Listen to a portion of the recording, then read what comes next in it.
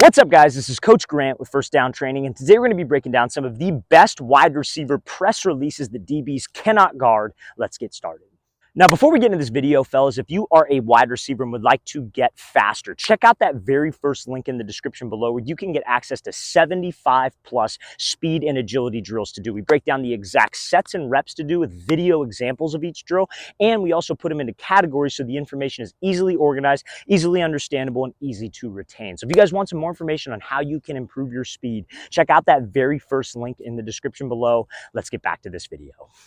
All right, guys, so how this video is going to go down is I'm going to go over the name and the technique of the different press releases, and then we're going to talk about when to use them in the exact situation you want to try to use this release in. So this first release is going to be kind of like a hesitation cross into a split release. So I'm sure all of you have probably heard of a split release before, so this is kind of a variation of a split release. Like, let's say, for example, this green cone is like a DB. He's right up in my face, right up on the line of scrimmage. I don't have any room to attack him. He's pretty much crowding the line. A great release to use in that situation, because when a DB's crowding the line, you want to try to make him miss more so like a lateral, I guess you can say, would be a split release. So a split release, like let's say my inside foot is my left foot, your inside foot steps out, your back foot steps up, and you split. You're coming to a position of balance. So this release is great for a head up press DB, because if he tries to get hands, we're in a position of balance. We have a low pad level position. He gets hands. I'm not completely screwed. He jumps to the outside, I could take the inside release. He jumps inside, I could take the outside release because I got to that position of balance. So this is a release that builds off of that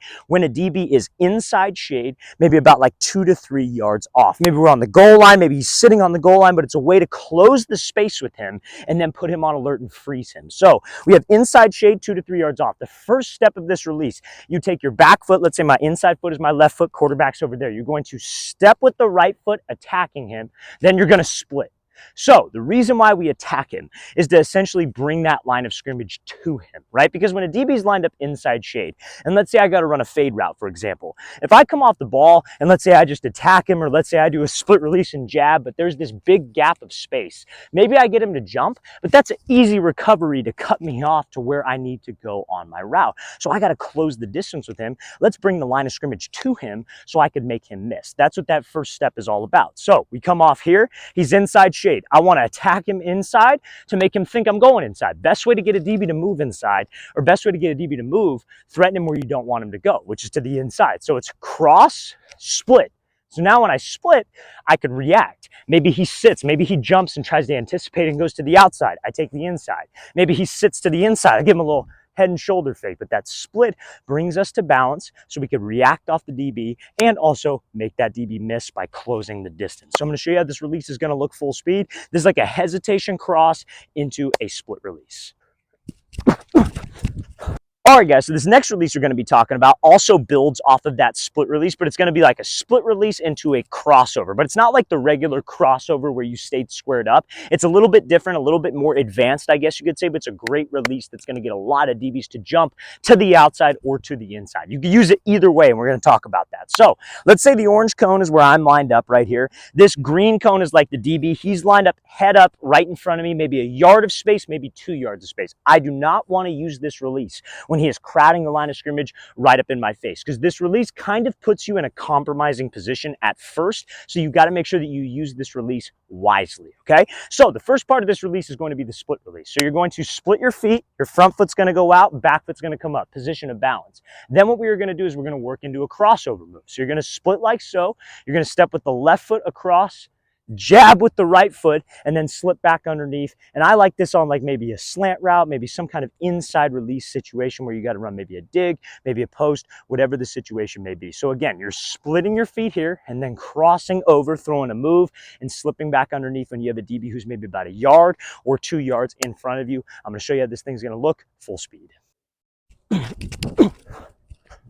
All right, guys, so this next release we're going to be talking about is a situation where you got a DB who's like head up right in front of your face, maybe like 3 to 5 yards off, sitting in almost like a catch technique. And what we have to do is we're going to try to obviously close the space, but we're going to add like a hesitation element or a hesitation like skip, if you will, to this type of release. So the steps of this release, again, this green cone is going to be simulating like where the DB would be right off in front of us, not giving us a leverage, nothing specific. So what we're going to do is we're going to come off the ball. We're taking one step towards the leverage of the DB, or just towards the DB, I guess you could say, attacking his toes, closing the space. Then the second step, you're almost going to take like a double hop, if you will. It's going to be step with the left foot again, throw a jab with the right foot, and then slip underneath.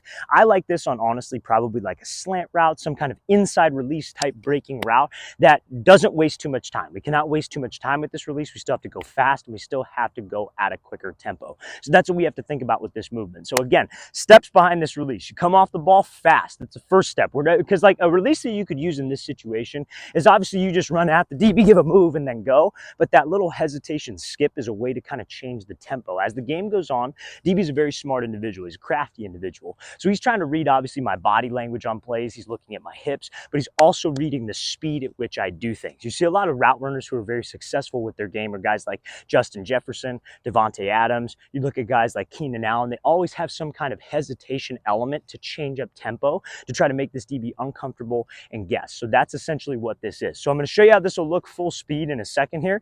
But what we're doing is we come off, 1 second step, hesitation step, jab, and then we're off. So remember, it's step with the right foot, 2 steps with the left, right into a jab. And then if you were to work this the opposite way, obviously you'd step with the left, hop with the right, throw the jab with the left. So it's 1, 2, 2, 3. I'm going to show you how this release is going to look full speed.